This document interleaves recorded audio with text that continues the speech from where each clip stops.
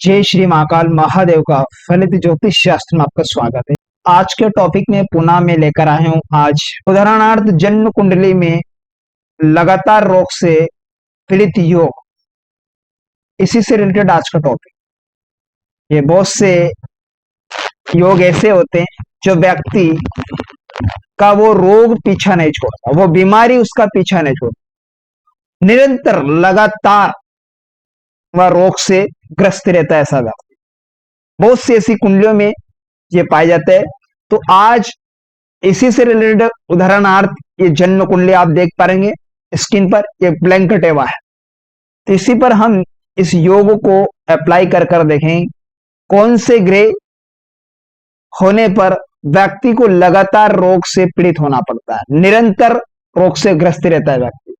क्योंकि अनेक प्रकार से रोग से ग्रस्त व्यक्ति रहते हैं, जरूरी नहीं है जो आज के टॉपिक में मैं योग बता रहा हूं ये योग ही सभी की कुंडली में अप्लाई होता है। बहुत से प्रकार के ऐसे योग होते हैं, कैंसर योग, मूत्राशय संबंधित कैंसर, हृदय रोग, मधुमेह इत्यादि।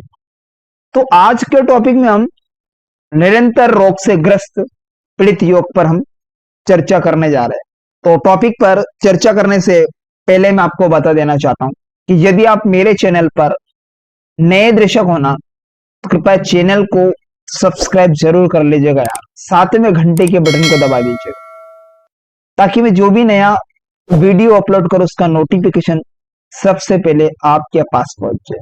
हाँ, खास करके आपसे निवेदन है कृपया वीडियो को लाइक किया करो यार। आपका लाइक करने से कोई पैसा नहीं लग रहा है, बल्कि आपका लाइक करना मेरे लिए एक उत्साहवर्धन मनोबल बढ़ाने का काम करता है। तो वीडियो को लाइक शेयर कमेंट जरूर कर दीजिएगा यार, क्योंकि वीडियो बनाने में काफी समय खर्च होता है यार। तो बढ़ते बिना समय गवाए फटाफट हमारे टॉपिक की। तो आप स्क्रीन पर देख रहे ब्लैंक टेबल है। इस ब्लैंक टेबल में हम राशि और प्लेनेट को कंप्लीट कर लेते हैं। पहले भाव में यहाँ पर कुंभ राशि, इसी प्रकार एंटी क्लॉक में बाकी शेष राशि को फिल कर लेता हूं। अब ये कंप्लीटली ये राशि फिल कर ली इन भावों में। अब मैं प्लेनेट को फिक्स कर देता हूं किस भाव में कौन सा प्लेनेट है। तो मान लीजिएगा लग्न में सूर्य शनि के साथ में बैठा हो, धन भाव में बुध मंगल की युति बनी हो, और फोर्थ हाउस में राहु देव बैठा है, और पंचम भाव में बृहस्पति, और अष्टम में चंद्रमा, और 10वें घर में केतु, 12वें घर में शुक्र देवता। अब आपको देखना क्या है, रोग को देखने के लिए सबसे पहले हमें लग्न की तलाश करना। लग्न कैसा, लग्नेश हमारा कमजोर तो नहीं, लग्न हमारा कमजोर तो नहीं, ये देखना जरूरी है। लग्न को हमें तय करना बेहद जरूरी है कि लग्न कैसा, लग्न की डिग्रीज क्या, किस कंडीशन में किस सिचुएशन में है लग्न बैठा, अर्थात लग्नेश किस कंडीशन में, लग्न की डिग्रीज को भी देखना बेहद जरूरी। तो इसमें हमारा सूर्य और शनि दोनों बैठे हैं, दोनों एनिमी है, बाप बेटा, यानी सूर्य पिता शनि पुत्र।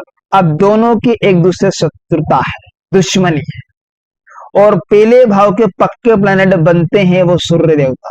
स्वयं की राशि में शनि बैठा है, ठीक है, बैठा है, सूर्य के साथ में शनि को अस्त कर दिया, एक साथ में उन्हें सूर्य ने शनि को अस्त कर दिया। अब लग्नेश की जो विल पावर होना चाहिए, एनर्जी होना चाहिए, वो सूर्य के सामने फीकी पड़े। रोग के लिए हमें लग्नों को तलाश करना है, पहले भाव को देखना है, छठे घर को देखना है, और 8वें घर को देखना है।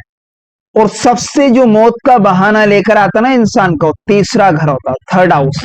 ध्यान जरूरी है, इन भावों को हमें ध्यान में रखना है। लगन, षष्टम, अष्टम भाव को देखना जरूरी है, और षष्ठेश, क्योंकि रोग का घर कौन सा है भाई, छोटी मोटी बीमारी निरंतर लगी रहती है इंसान को, वो छठे घर के लोड से देखी जाए। छठे घर में जो भी राशि होगी उसके लोड को देखना बहुत जरूरी। षष्टम भाव को देखेंगे जो देखेंगे सही, लेकिन उसके साथ में हम षष्टम भाव में जो राशि होगी उसके आधिपति को देखना है। अब आप देख पा रहेंगे षष्ठेश कौन बनते, चंद्रमा, वो जाकर का मृत्यु के घर में जाकर बैठे। अब लग्न में दो प्रबल शत्रु प्लैनेट बैठ गए हमारे लगन में। यदि आप चाहे तो इसके स्क्रीनशॉट ले सकते हैं, इस हॉरोस्कोप का। अब नेक्स्ट सिचुएशन क्या बन रही, सूर्य से शनि अस्त हो गया, क्योंकि लगन में ही दोनों पास अपने स्वयं के पक्के गए। चाहे शनि स्वयं की राशि में, आप देखेंगे कि शनि तो स्वयं की राशि है गुरुदेव, वास्तविक से स्वाग्रही होकर बैठा नहीं है। लग्न में सूर्य का बैठना, वही पहला घर अपना पक्का घर होता है सूर्य, तो वहां पर तो सूर्य और मजबूत होगा, और साथ में सूर्य के साथ में जो भी प्लेनेट आएगा तो वो तो अस्त होगा, तो यहाँ पर शनि साथ में आएगा तो अस्त होगा। सूर्य ने शनि को अस्त कर दिया, तो क्योंकि विल पावर तो आदमी स्वस्थ तो रह ही नहीं पाया, कमजोर तो वैसे हो गया। सबसे एनर्जी, मानसिकता, सब कुछ देखी जाती है पहले का, हमारा विचार वो भी पहला घर, सोचने समझने की शक्ति का कनेक्शन भी पहले घर से देखा जाएगा। वैसे तो हमें चंद्र का कनेक्शन होगा, लेकिन जो सपोर्ट मिलेगा यहाँ पर सोचने समझने की शक्ति का, वो थोड़ा वो सूर्य भी लेकर बैठे। आप देख पा रहे लग्न से अष्टम भाव में चंद्रमा बैठे, लगन से 8वें घर, तो चंद्रमा से लगन का घर हुआ छठा घर, और लगन से लगने से अगर देखें, लग्न भाव से देखें चंद्रमा तो 8वां घर। तो यहां पर चंद्रमा और लगन दोनों के बीच में भी षडाष्टक दोष बन रहा है, षडाष्टक दोष लग रहा है।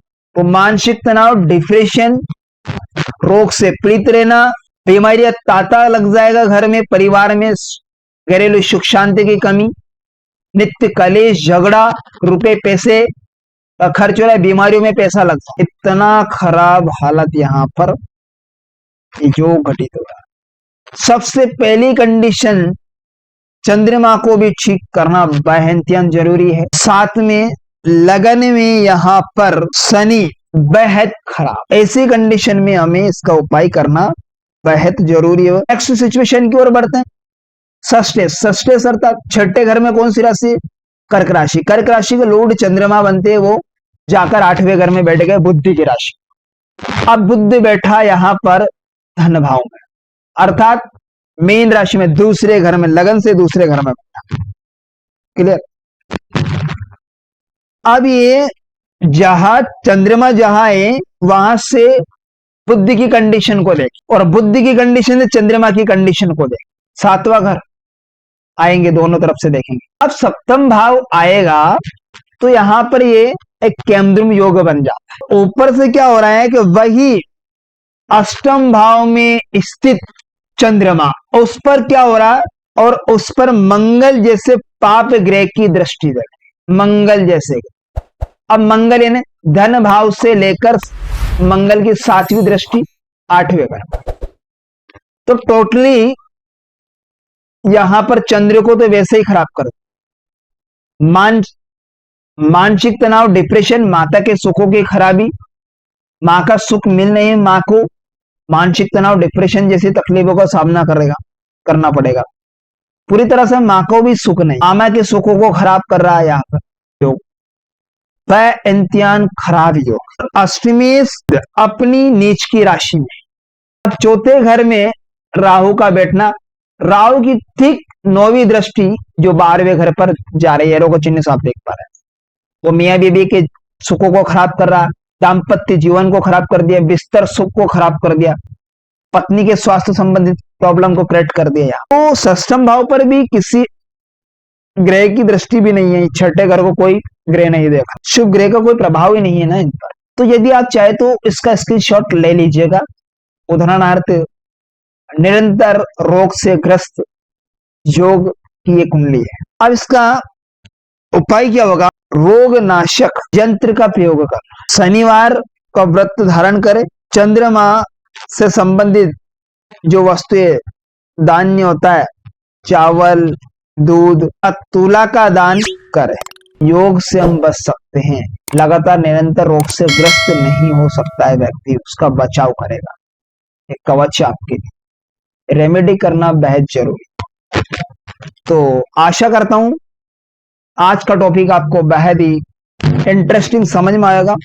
तो मिलते हैं किसी नेक्स्ट वीडियो में, तब तक के लिए आप मुझे दीजिएगा इजाजत। नमस्कार।